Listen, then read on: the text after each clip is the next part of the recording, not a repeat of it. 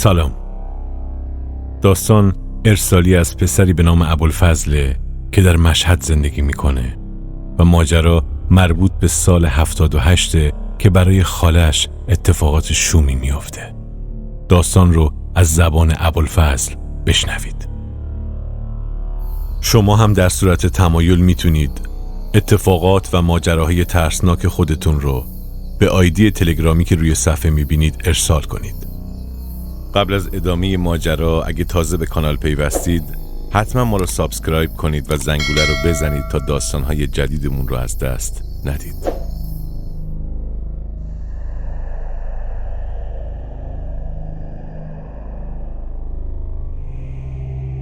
من یه خاله دارم که بسیار زن خوب و مهربونی بود.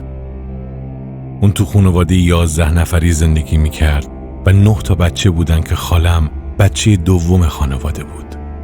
تو خانواده‌مون اصلاً به روح و جن اعتقاد نداشتیم. پسرها کار میکردن و دخترها کمک دست مادرشون بودن. ولی خاله من با بقیه فرق داشت. اون خیلی به احضار جن اعتقاد و علاقه داشت و 2 تا دوست دور از چشم خانواده داشت که 2 تا خواهر بودن و خانواده‌شون دعانویس معروفی تو شهر ما بود. همه مردم در مورد شومی و بدی اون خانواده میگفتن، اما خاله من به این حرفا اهمیت نمیداد. 3 ماه از دوستیشون نگذشته بود که مادر اون خانواده به خالم پیشنهاد دعانویسی و احضار جن داد و خالم از شدت علاقه‌ای که به جن و روح داشت قبول کرد. به گفته خالم مادر افریته اون خانواده به خالم در طی 1 ماه آدرس بعضی از خونه ها رو میداد و میگفت که این دعاها رو به این آدرس ها برسون و به مرور زمان راه های احضار موکل و جن و همزاد رو بهش یاد میداد. اوضاع به همین منوال بود که خالم از کارش پشیمون و از اینکه پدر و مادرش بفهمن و از حق و ناس میترسید تصمیم گرفت این کار رو ول کنه و به اون خانواده گفت که میخواد دیگه راه احضار رو بذاره کنار. ولی اون خانواده مخالفت میکردن و میگفتن پول خوبی تو این کاره و اگه این کار رو ول کنی به همه اقوامت میگیم. ولی خاله من از فرداش تصمیم گرفت که از اون خانواده دور بشه. اما فردای اون روز یکی از اون 2 خواهر ظهر به خونه اونا اومد و به خالم گفت که مادرم میگه عیبی نداره که این کار رو ول کردی، اما چون خیلی به ما تو احضار جن و همزاد کمک کردی، دست تو جیبش کرد و یک گردنبند زیبا به خالم داد و گفت این برای تشکره، این رو گردنت کن ولی هیچ وقت از گردنت درش نیار. و خیلی هم در این مورد تأکید میکرد. ولی تعجب خالم از مادر دوستش بود که چطور با نیومدنش کنار اومده. اون میگفت نه به اون روز که منو تهدید میکرد و نه به این که کارم نداره که هیچ، گردنبند هم بهم داده. به خودم گفتم ولش کن، مهم اینه که دیگه احضار نمی کنی. خالم می گفت به گردنبند نگاه می کردم، خیلی به شدت زیبا بود. همه جا و هر مکان که می رفتم گردنم بود و چشم همه رو به خودش جلب کرده بود.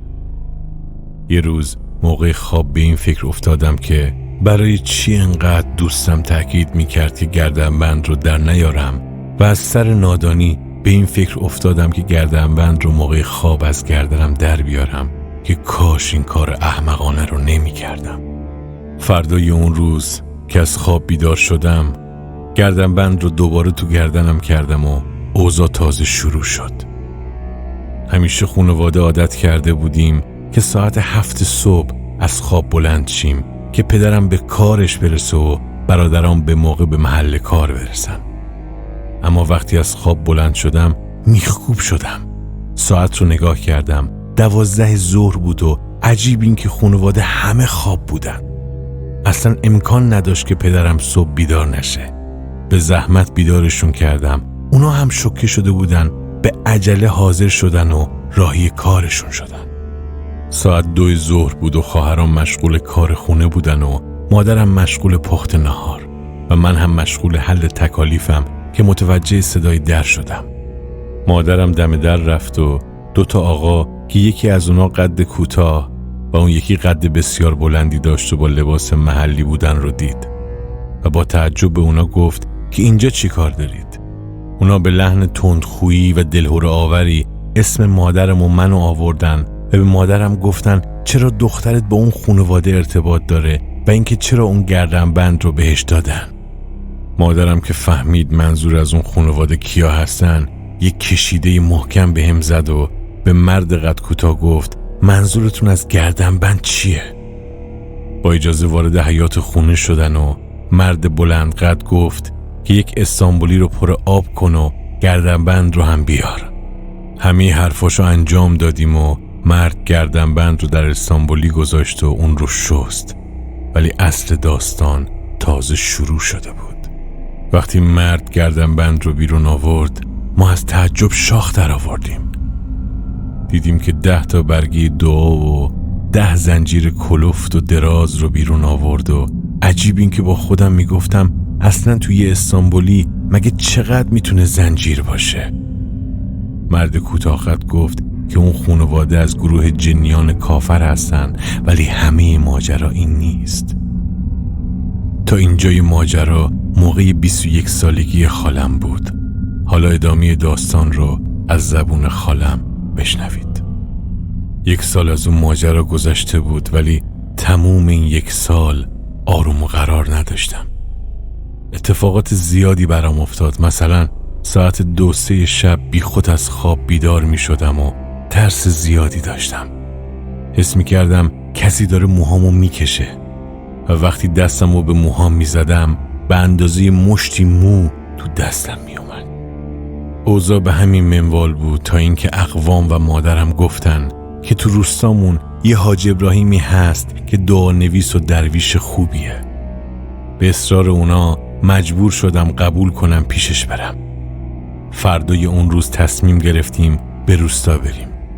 حدود 3 ساعت تا روستای ما راه بود. وقتی به اونجا رسیدیم خیلی خسته بودیم و تصمیم گرفتیم شب تو خونه پدرم بخوابیم و فردا نزد دعا نویس بریم. فردای اون روز سریعا پیش حاج ابراهیم رفتیم. فرد آروم و با ایمانی بود. مشکلمون رو بهش گفتیم. وقتی ماجرا رو فهمید از جاش بلند شد و بهمون گفت که دخترتون رو تنها بگذارید. یه دعا بر روی چوب با تیغ نوشت و گفت که تو به مدت 10 دقیقه تو اتاق تنها باش و خود حاج ابراهیم هم از اتاق بیرون رفت.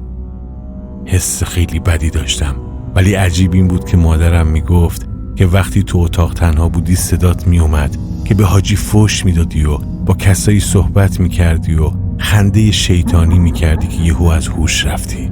به گفته مادرم بعد 1 ساعت به هوش اومدی و بعد حاجی چادر سفیدی بر روی من گذاشت و روی چادر دعاهایی به زبان مختلف نوشت و بعد از اتمام نوشتن دعاها دوباره حاجی گفت که دخترتون رو تنها بذارید.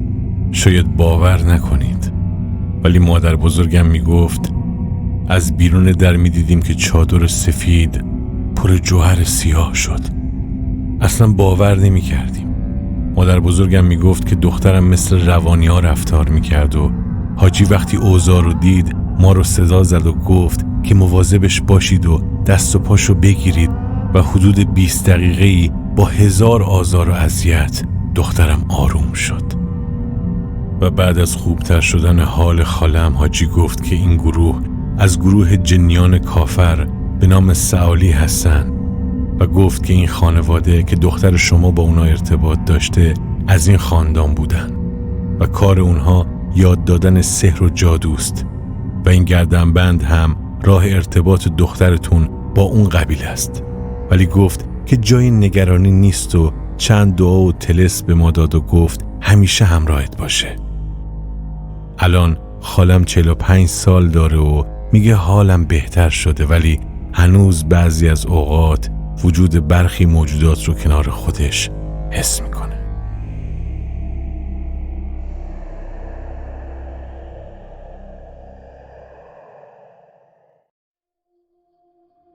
سلام. این داستان از رفیق بابامه که معلم و 10 ساله که بازنشست شده. در استان گلستان شهر مینودشت روستایی وجود داره به نام دورجن. مردم این روستا افراد بسیار خوب و آرومی هستند و همگی سیدن. همچنین به عنوان روستایی نشین از وضعیت مالی بسیار خوبی برخوردارن که باعث تعجب همه شده. بقیه ماجرا رو از زبان دوست بابام بشنوین. سال 3 خدمتم بود و در سازماندهی روستای دورجم به من رسید. من اونجا مدیر آموزگار شدم و هر 6 پایه ابتدایی در اختیار خودم بود. اتاقی در مدرسه مخصوص زندگی معلم ساخته شده بود. بعد از 4 ماه حسابی در مردم روستا و بچه‌ها جا باز کردم و اون زمان ما معلم‌ها برای خودمون کسی بودیم و از احترام ویژه‌ای برخوردار بودیم. بریم سراغ ادامه داستان. برای آب آوردن باید به چشمه‌ای در نزدیکی روستا می‌رفتم، اما به دلیل دیسک کمر شدیدی که داشتم دانش آموزای بزرگتر رو سراغ این کار می‌فرستادم. تا اینکه در یک آخر هفته به دلیل بارش زیاد برف جاده‌ها بسته شد و نتونستم برگردم به شهر. غروب پنجشنبه بود که تنهایی سراغ چشمه رفتم. با زحمت فراوان کوزه رو پر آب کردم و در کنار خودم گذاشتم. تا خواستم از جام بلند شم به خاطر همون دیسک کمر کمی طول کشید و کامل که بلند شدم دیدم اثری از کوزه نیست. کلی گشتم ولی کوزه نبود که نبود. با ناامیدی برگشتم به مدرسه که دیدم کوزه جلوی درب مدرسه گذاشته شده. صبح که از خواب بلند شدم در رو باز کردم، دیدم دم در یه ظرف پر گردو هست، در حالی که درب مدرسه هنوز باز نکرده بودم. این 2 اتفاق خوب برای من افتاد و هیچ دلیل منطقی براشون وجود نداشت.